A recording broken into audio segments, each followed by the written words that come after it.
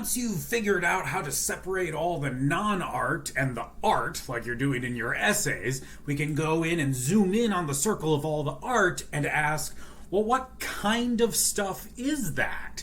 Now, that question might seem obvious. You might say, well, what do you mean what kind of stuff it is? It's like a urinal and a bust made out of chocolate and a crucifix floating in some urine and a shark in a vat of preservative. Yeah, it's that, but the answer to that question isn't always quite so easy. And to get a read on why that might be, consider this art piece that we took a look at a bit before break by the artist Maurizio Catalan called Comedian.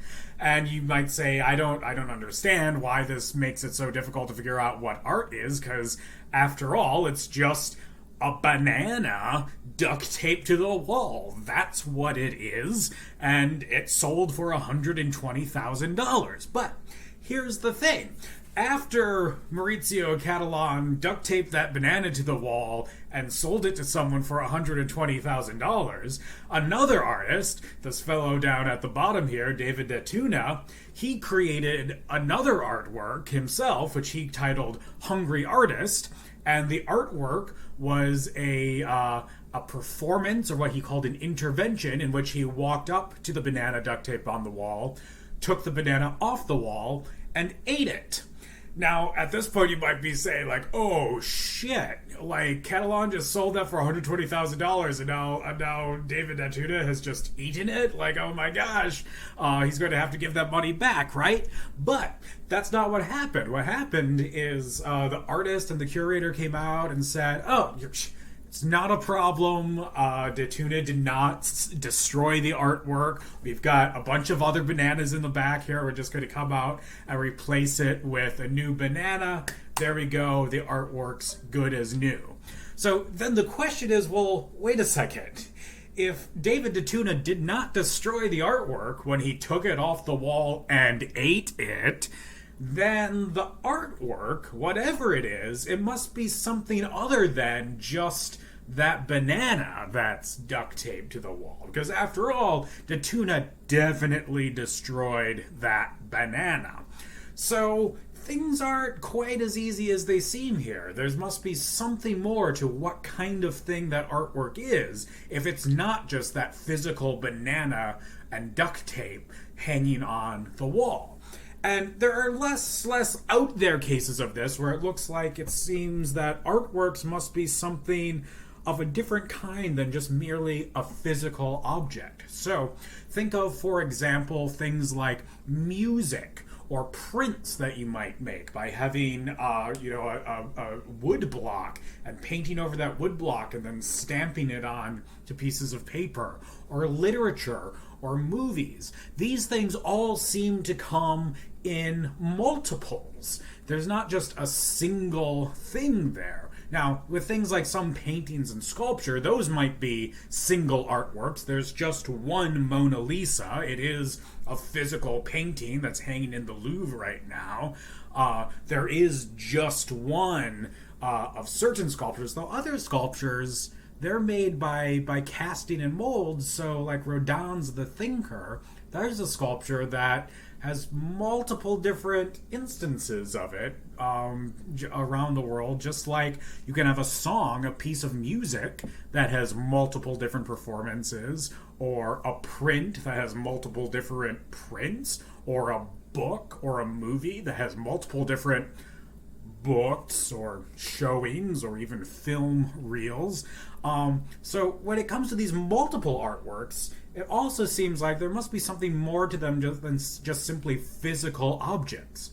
After all, the artwork that Jane Austen created when she wrote Pride and Prejudice, that can't be just one physical object, right? Like, there's lots of different books that contain the novel Pride and Prejudice. Here's a photo of the first sentence of some of them. Notice they're all rather physically different, but if I destroyed any one of these books, I would not have succeeded in destroying the artwork that Jane Austen created. There's all these multiple versions. Now you might say, oh no, but the artwork she created was the original manuscript that she wrote out longhand. but I don't know, that's I to my knowledge, I think destroyed by now. And yet her novel still exists. So it seems like the novel Pride and Prejudice can continue to exist even if you destroy the original physical copy that Jane Austen wrote out. And so then you start to wonder, oh yeah, what exactly is a novel? What has Jane Austen created? It does not seem to be a physical object. Same thing with movies or pieces of music, for example. Or in this case, you've got print. So this is actually the image on the left here is a photo I took at the Grand Rapids Art Museum way back in March, right before all this terribleness happened, and it's cool. It's what's called a cartoon, a drawing that was made by the artist. Oh my gosh, I'm totally spacing on his name right now, but he's an artist in Japan in the 1700s. And what this cartoon is an art form where he would draw this cartoon, then another artist would put that cartoon on top of a block of wood, and then carve the wood around the lines that the cartoon lays out. And then he'd hand that block of wood over to another artist, and that artist would paint on the wood, and then turn the wood over and stamp it onto a piece of paper until you got something that looked like the print over on the right here. And now, of course, once you've created that wood carving, you can paint over it multiple times and stamp it onto multiple pieces of paper, and thus get multiple instances of that print. Now, the only reason we have this cartoon in the Grand Rapids Art Museum is because presumably that was never actually made into an additional print, because usually the cartoon would be destroyed when the wood carver carved over it. So I'll leave you to think about whether that cartoon is itself a piece of art or whether it's just a tool that was used to create a piece of art. But whatever you say about that, it seems like there's more to these prints than just any one physical object. They have these multiple instances, these multiple prints that are created in the end. And not only that, they arise out of this process of creating several different objects. This cartoon, and then the wood block, and the paint that's put over the wood block, and then finally the various prints.